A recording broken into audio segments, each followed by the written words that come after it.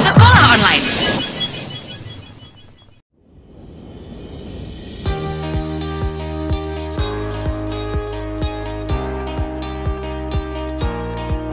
Mereka tuh ngerasa, oh gue ada di tempat yang tepat nih, kalau gue kenapa-napa gue bisa langsung cerita. Jadi gimana caranya pas saat mereka masuk festival mereka ngerasa kayak, wah gue pasti dibela nih di festival ini nih, gue gak ngerasa minoritas gitu.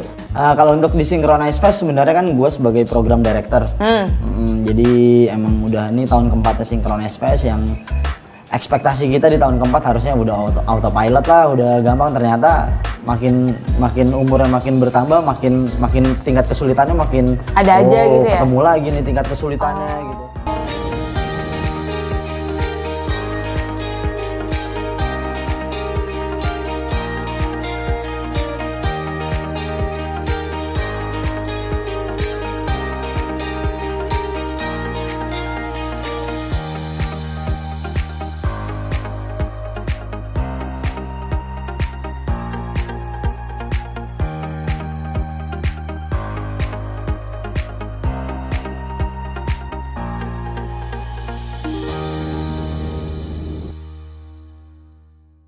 Yang mungkin jadi kiblatnya orang-orang bikin acara musik. Lo sendiri waktu kesana ngeliat festival di sana gimana si British Summertime? Ya, jadi si 2018 British Summertime itu festival pertama gua yang gua datengin di luar Indonesia, Dit. Oke. Dan gua emang bukan orang yang rajin nonton festival keluar Indonesia ya. Jadi pas gua ke British Summertime, ternyata setelah gua kesana gua menemui faktanya di UK itu setiap festival tuh punya penonton masing-masing gitu, Dit. Walaupun dengan penampilan sama, tapi yang datangnya bisa berbeda gitu loh, tergantung festival apa yang berlangsung gitu. Kayak Glastonbury sama British Summertime. Glastonbury sama British Summertime tuh punya penonton yang berbeda, Dit. Jadi British Summertime gua bukan menyesal ya, karena saat itu gua datang ke sana untuk nonton The Cure ya. Kita waktu itu 40 tahun The Cure, dan ternyata yang datang semuanya tuh banyak banget orang, mungkin lebih dari 10.000 tuh. Kebanyakan mayoritas lansia, Dit. Iya. Karena umurnya The Cure, dan emang penampil British Summertime kan banyak kan di situ. Banyak kan yang di situ gitu. Dan ya gue baru nggak ternyata di situ, oh ternyata setiap festival penontonnya berbeda-beda di UK. Dan kebetulan saat itu lagi ada festival juga yang emang buat anak muda. Dan itu menyadarkan gue kalau wah, industri musik festival di sana udah berhasil banget gitu, sampai lansia pun masih nggak masalah datang ke festival dan masih rame gitu. Ya kalau dibandingin sama Indonesia kan belum sampai di posisi itu. Dia makanya. Jadi saat gue kesana terus gue ngeliat ya kayak bukan pengembangan ide ya. Kesana gue bukan buat riset, emang buat nonton aja. Dan gue ngeliat beberapa hal yang emang, oh ya nih ternyata bisa begini ya gitu. Dan yang satu hal yang gue temuin malah bukan pas nonton The Cure, karena The Cure penampilannya biasa banget saat itu. Pas nonton hari sebelumnya yang gue beli tiket dadakan, penampilan Roger Waters, dia tuh basisnya Pink Floyd kan, di situ. Itu dia mainnya kan dari terang sampai gelap. Jadi pas gelap tuh stage-nya dia tuh beda gitu, jadi bisa berbeda gitu. Padahal dengan satu stage yang sama. Langsung kayak ada apa kayak cuman kayak lampu mati terus nyalain lampu yang buat stage berikutnya, kayak anjir suasananya langsung beda gitu rasanya. Kayak wah, dan ya attitude penontonnya juga beda, terus ya suasananya juga beda lah ya, karena memang di sana mereka kan datang ke festival emang udah jadi tradisi kan. Betul. Nggak kayak di Indonesia lah, belum seperti itulah gitu menurut gua. Pas berarti kan itu adalah pertama kali lo tes.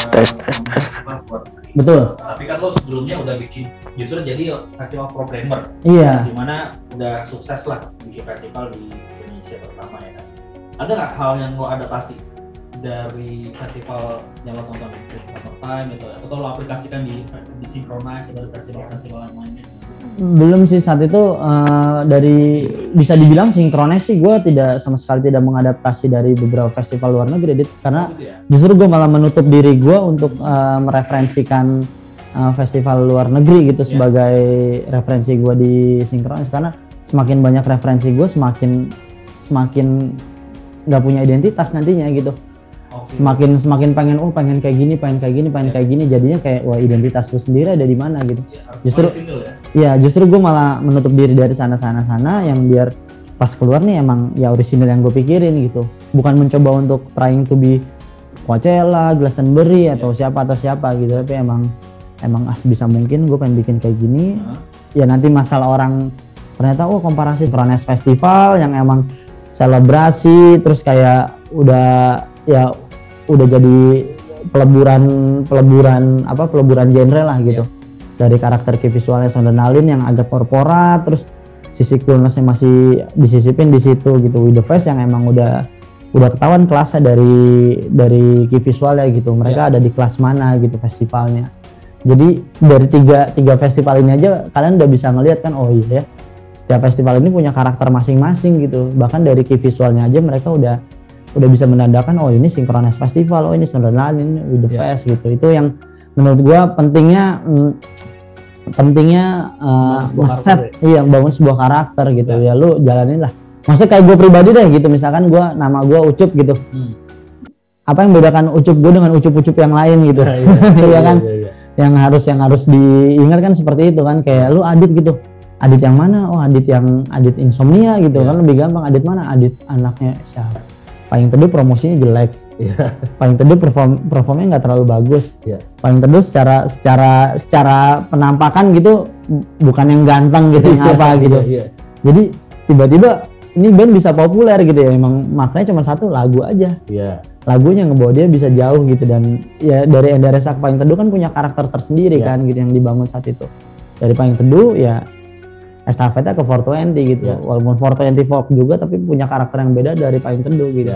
Kan dari Endaresa sampai 420 banyak banget pelaku folk gitu, tapi nggak pernah ada yang bisa jadi besar seperti tiga nama ini menurut gue yang bisa jadi spotlight gitu. Banyak banget lah gitu yang mau coba jadi Endaresa saat itu, yang mau coba jadi Paling Teduh, sampai akhirnya yang mau coba jadi 420, tapi emang ya nggak segampang itu untuk bisa ngeset sebuah karakter, sebuah entitas karir gitu. Dan di rock juga ada dari bara suara ke kelompok penerbang roket sampai ke Fish juga ada, lu bisa ngeliat diferensiasinya lah gitu. Bara suara seperti apa, kelompok penerbang roket, dan sampai sekarang Fish gitu. Begitupun di penyanyi cowok solo gitu. Misalkan kita lihat dari munculnya Tulus, munculnya Hindia, Pamungkas sama Ardhito, semuanya punya karakter yang berbeda gitu, yang emang orang bisa inget, oh ini lagunya Hindia, ini lagunya Tulus, ini lagunya Pam, ini lagunya Ardhito gitu. Bukan yang emang ini siapa yang nyanyi ya, kayak bagus nih, kayak ini ya lagunya gitu. Bukan yang kayak gitu dampak orang, jadi kayak orang dengar tuh udah tahu, ini Tulus nih, ini Hindia nih. Itu pentingnya sebuah karakter menurut gua. Jadi hal pertama yang mesti dilakukan di dalam perjalanan karir adalah ngeset karakter.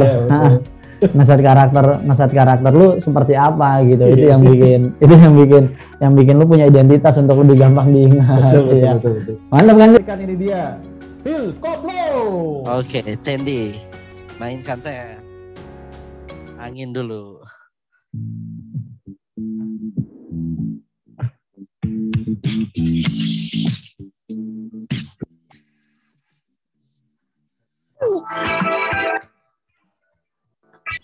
Global People, terima kasih telah mengikuti School Sekolah Online di balik suksesnya festival musik bersama Kiki Aulia Ucup yang dipandu oleh Adit Insomnia dan diberiakan juga oleh Phil Koplo. School Sekolah Online dipersembahkan oleh Permen Woods, sensasi legakan tenggorokan dan segarkan nafas setiap hari, dan didukung oleh KFC Soup dan KFC Cream Soup. KFC, jagonya ayam.